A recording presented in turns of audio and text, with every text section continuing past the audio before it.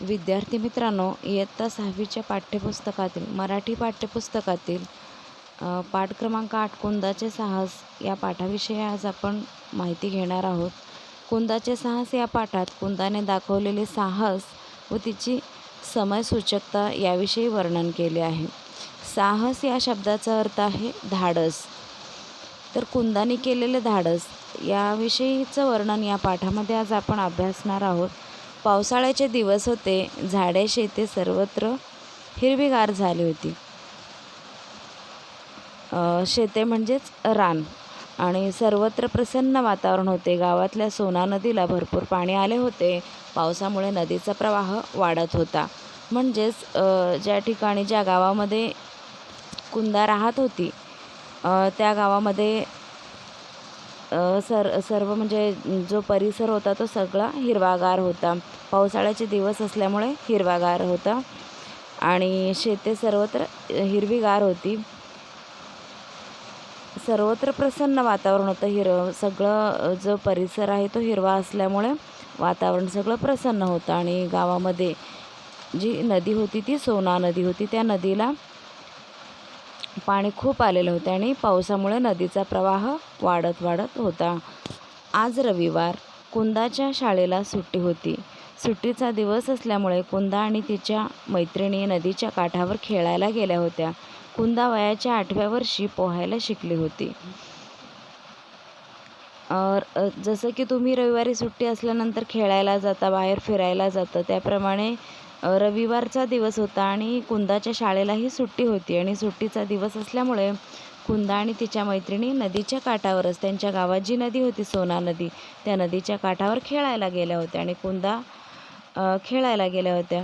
आणि मग कुंदा वयाच्या 8व्या वर्षीच पोहायला शिकली होती. जसं की तुम्हालासुद्धा पोहायला आवडतं ना पाण्यामध्ये, त्याचप्रमाणे कुंदाही अवघ्या वयाच्या 8व्या वर्षीच ती पोहायला शिकली होती. पाहता पाहता ती पट्टीची जलतरणपटू बनली. पट्टीची म्हणजेच पोहण्यात तरबेज असणारी, म्हणजे अगदी पोहण्यात तरबेज होती. वयाच्या 8व्या वर्षीच ती पोहायला शिकली आणि पाहता पाहता ती अगदी खूप पटाईतपणे पोहायला शिकली. नदीकाठच्या कडुलिंबाच्या मोठ्या झाडाखाली सगळ्या मैत्रिणी हसत बागडत खेळत होत्या आणि मग तिथंच नदीच्या जवळच एक झाड होतं. झाडाखाली त्या खेळत होत्या. कडुलिंबाचं झाड होतं आणि त्या झाडाखाली खेळत होत्या, हसत होत्या, बागडत होत्या, इकडे तिकडे फिरत होत्या. बागडत होत्या म्हणजे इकडे तिकडे उड्या मारत होत्या. आणि दूरवर शेतात शेतकरी व काही बायका कामात मग्न होते. मग्न असणे, गर्क असणे, गुंग असणे किंवा दंग होणे. मग तिथंच त्या नदीच्या बाजूलाच जी काही शेतं होती त्या शेतामध्ये शेतकरी आणि काही बायका काम करत होते आणि खेळता खेळता लहानगी रजिया व नीला नदीकडे केव्हा गेल्या हे कळलेच नाही. आणि मग त्या तिघी मुली तिकडे खेळत होत्या आणि मग तिकडे खेळता खेळता त्या मुलींमधले रजिया आणि नीला नदीकडे केव्हा गेल्या हे कळलेच नाही. इकडे कुंदा व तिच्या मैत्रिणी खेळण्यात दंग होत्या आणि मग तेवढ्यामध्ये त्या कुंदा आणि आणखीन तिच्या मैत्रिणी काही होत्या त्या खेळण्यामध्ये दंग होत्या. आणि एवढ्यात नीलाचा मोठमोठ्याने रडण्याचा व ओरडण्याचा आवाज आला. नीलाचा मोठमोठ्याने रडण्याचा व ओरडण्याचा आवाज आला. धावा धावा, लवकर या, रजिया पाण्यात पडली. आणि जी नीला होती ना, नदीकडे रजिया आणि नीला दोघी गेल्या होत्या आणि ती मोठ्याने ओरडायला लागली की धावा धावा, लवकर या, रजिया पाण्यात पडली, कोणीतरी वाचवा हो. ही हाक कुंदाच्या कानावर पडल्याबरोबर ती धावतच नदीकिनारी पोहोचली. आणि मग ही जी हाक आहे, आरोळी आवाज, हाक म्हणजेच आरोळी किंवा आवाज, तिच्या कानावर पडली. आजूबाजूचे लोक आवाज ऐकून नदीकडे धावू लागले आणि मग त्या नीलाने ओरडल्यानंतर आजूबाजूचे लोकही तिकडे त्या आवाज ऐकू आल्यामुळे ते नदीकडे धावू लागले, पळत सुटले तिकडे नदीकडे. आणि मुलीचा गलका वाढला होता. गलका म्हणजे गोंधळ वाढला होता. कुंदा धावत येऊन काठावर क्षणभर उभी राहिली आणि तेवढ्यात कुंदा नदीच्या काठावर म्हणजेच तीरावर येऊन उभी राहिली. रजिया पाण्यात गटांगळ्या खात पाण्याच्या प्रवाहाबरोबर पुढे पुढे वाहत चालली होती.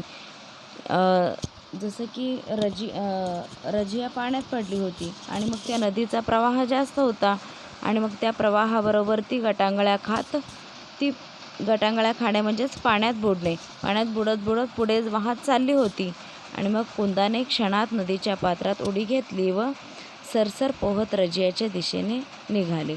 आणि तेवढ्यात कुंदा तर पोहण्यामध्ये तरबेज होती, पटाईत होती आणि तिने क्षणाचाही विचार केला नाही. एका क्षणात ती नदीच्या पात्रामध्ये तिने उडी घेतली आणि सरसर पोहत ती रजियाच्या दिशेने निघाली. तोवर आजूबाजूचे लोक जमा झाले होते.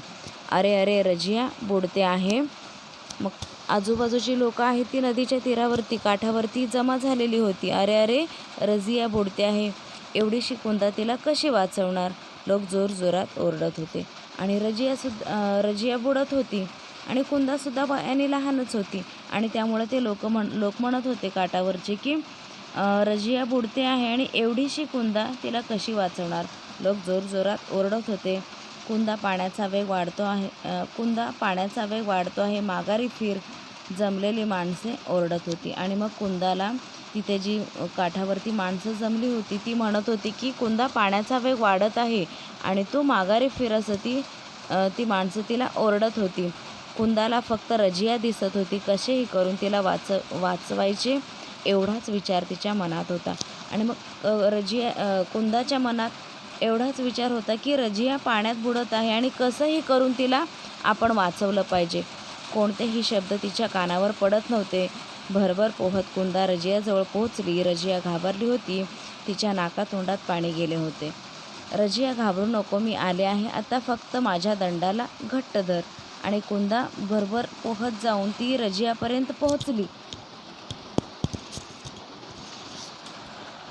आणि तिच्या नाकातोंडात पाणी गेले होते आणि रजिया, घाबरू नको, मी आले आहे, असं ती कुंदा रजियाला समजावून सांगत होती आणि ती फक्त म्हणत होती की तू फक्त माझ्या दंडाला घट्ट धर, म्हणजे अगदी जोराने धर, घट्ट म्हणजे सुटू नये हात, अशा पद्धतीने.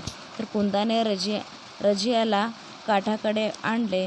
तोवर लोकांनी मोठा दोर पाण्यात सोडला होता आणि मग कुंदाने रजियाला काठाकडे आणले होते आणि तोवर तिथे जे जमा होते लोक, त्या लोकांनी एक दोर पाण्यामध्ये सोडला होता आणि कुंदाने त्याला धरले. सर्वांनी या दोघांना बाहेर काढले. ही बातमी गावभर पसरली आणि कुंदाने तिला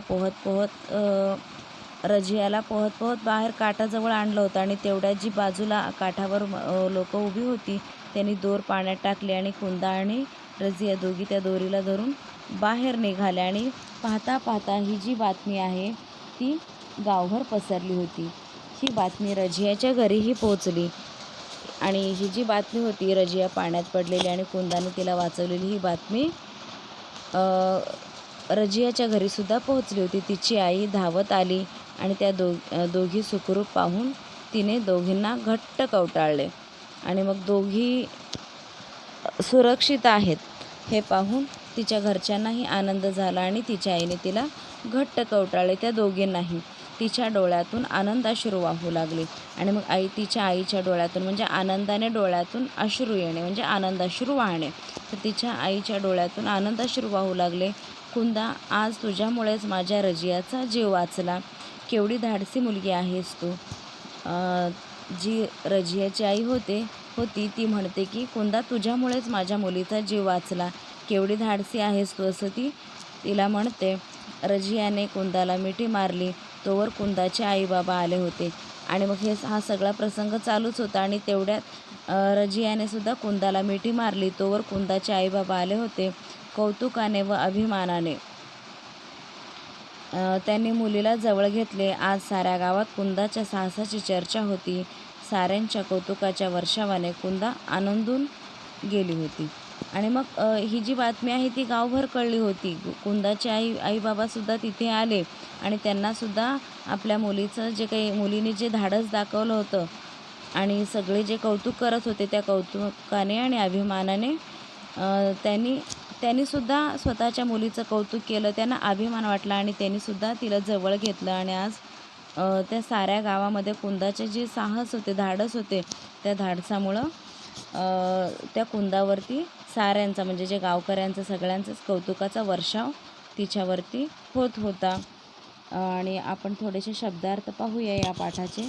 पट्टीचे जलतरणपटू या शब्दाचा अर्थ आहे पोहण्यात एकदम तरबेज असलेली, मग्न किंवा दंग असणे, गुंग असणे, गलका वाढणे, आवाज वाढणे, गटांगळ्या खाणे, पाण्यात वर खाली होण्याची जी क्रिया आहे ती.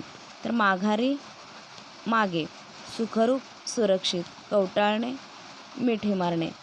तर विद्यार्थी मित्रांनो, आज आपण कुंदाचे साहस या पाठाविषयी ची जी माहिती आहे ती आज आपण अभ्यासलेली आहे. धन्यवाद.